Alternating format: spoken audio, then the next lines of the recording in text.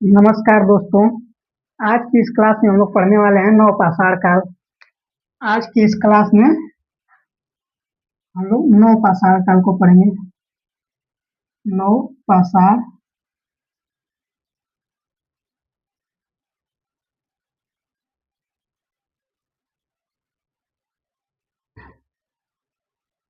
दोस्तों, पाषाण काल का सबसे महत्वपूर्ण चरण नवपाषाण काल को माना जाता है।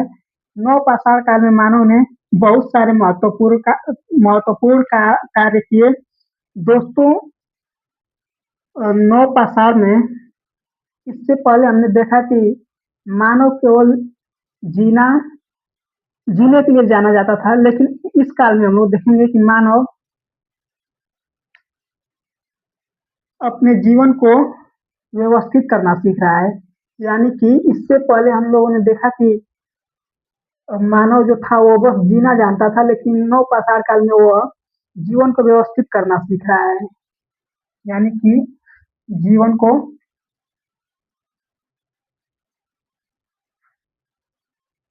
व्यवस्थित करता है नवपाषाण काल में। दोस्तों, नवपाषाण काल में मानव ने बहुत सारे महत्वपूर्ण कार्य किए। उस कार्य में सबसे महत्वपूर्ण कार्य जो था वो था पहिए का आविष्कार। पहिए का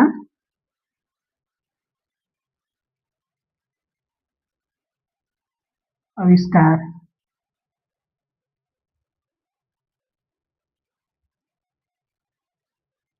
दोस्तों, नवपाषाण काल का सबसे प्रमुख कार्य जो था वो पहिए का आविष्कार था। पहिए का आविष्कार मानव जीवन में बहुत महत्वपूर्ण साबित हुआ। जो जब पहिए का आविष्कार हुआ तो मानव अपने सामान को कहीं भी आसानी से ढो कर ले जा सकता था, जिससे इसको अपने कार्य में बहुत मदद मिली। पहिए के आविष्कार से मानव जीवन में आसानी। दोस्तों, जब मानव ने पहिए का आविष्कार किया तो इससे मानव अपने जीवन में एक नई गति को गति दिया। पहिए का आविष्कार पहिए का आविष्कार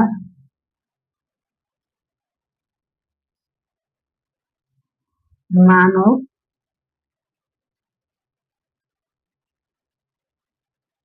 जीवन को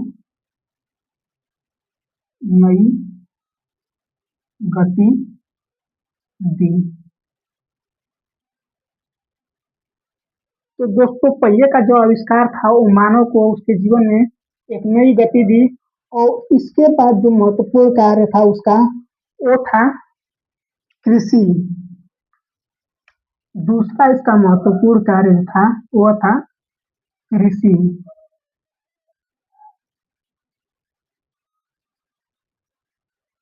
दोस्तों, नवपाषाण काल में मानव ने कृषि करना सीखा। और जब इसने कृषि करना सीखा तो यहाँ से मानव अपने जीवन को स्थिर बनाना शुरू कर दिया।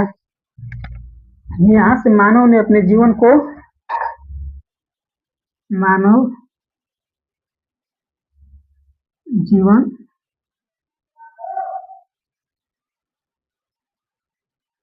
स्थिर।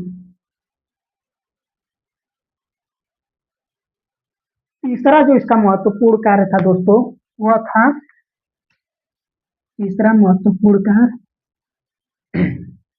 वह था पशुपालन।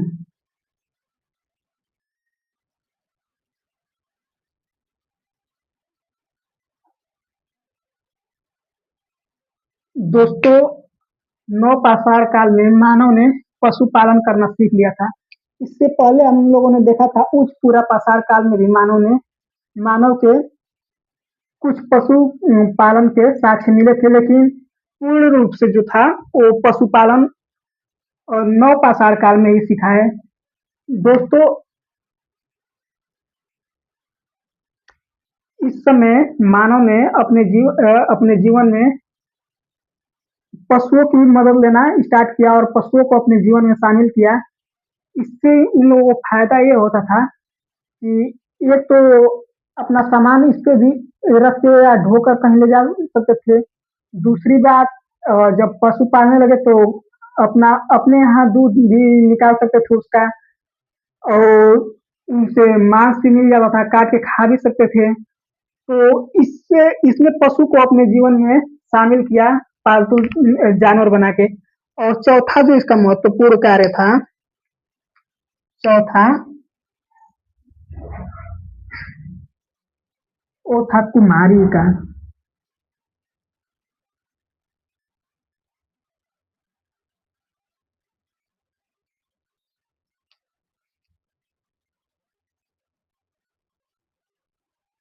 दोस्तों, नौ पाषाण काल में मानव ने मिट्टी के बर्तन बनाना सीख लिए थे। मिट्टी के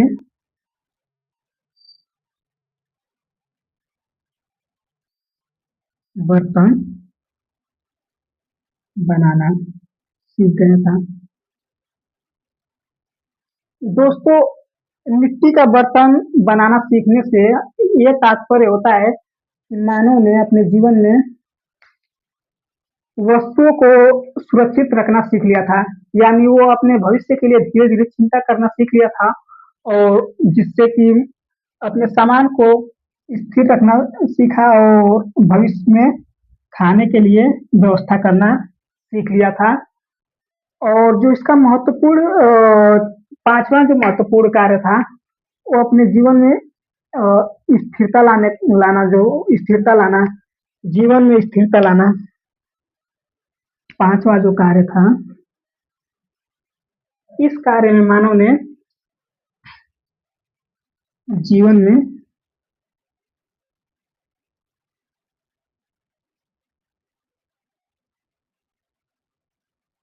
स्थिरता।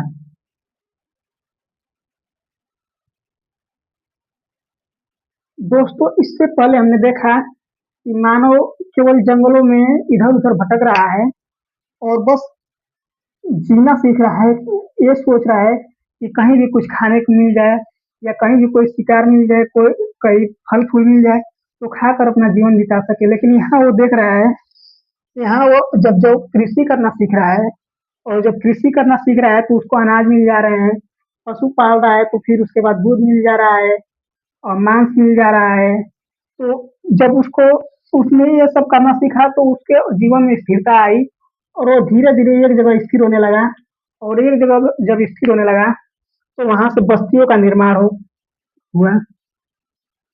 बस्तियों का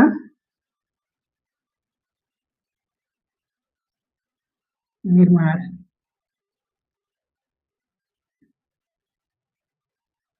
दोस्तों, जब बस्तियों का निर्माण हुआ फिर धीरे-धीरे गाँव बने, शहर बने, और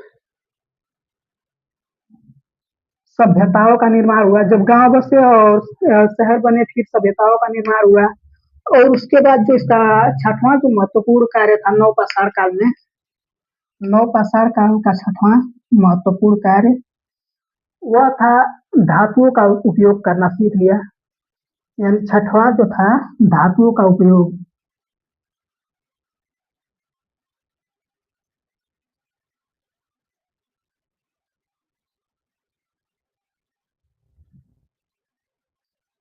दोस्तों, नवपाषाण काल में मानव ने मुख्य रूप से तामा धातु का उपयोग किया।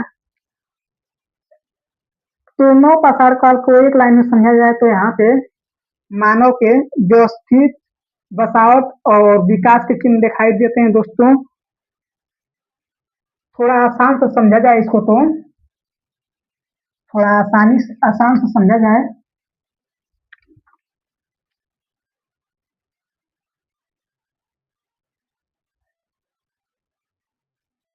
तो मानव पहले अपने जीवन में इधर-उधर भटकता था, लेकिन अब उसने बस्तियों में रहना सीख लिया है और एक जगह स्थिर हो गया है। समझे ना दोस्तों? पहले मानव जंगल में रहता था। फिर उसके बाद उसने खेती की। उसके बाद पशु पालन किया। उसके बाद इसने कुम्हारी की, यानी मिट्टी के बर्तन। उसके बाद जो था, इसके जीवन में स्थिरता आया, और जो लास्ट में धातुओं का उपयोग करना सीख लिया। का उपयोग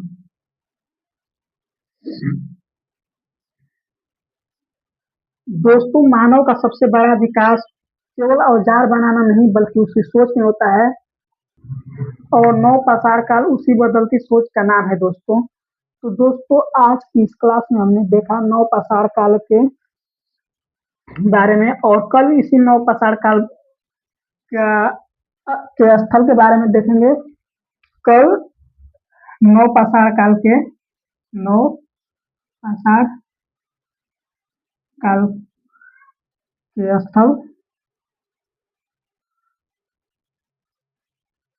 को देखेंगे। तो दोस्तों, कल हम लोग देखते हैं नौ पाषाण काल के स्थल आदि के बारे में। उम्मीद करते हैं कि वीडियो आपको पसंद आई होगी। दोस्तों, आप देख रहे थे तारकस एकेडमी, और मैं सतीश कुमार। धन्यवाद दोस्तों, कल मिलते हैं आगे की क्लास में।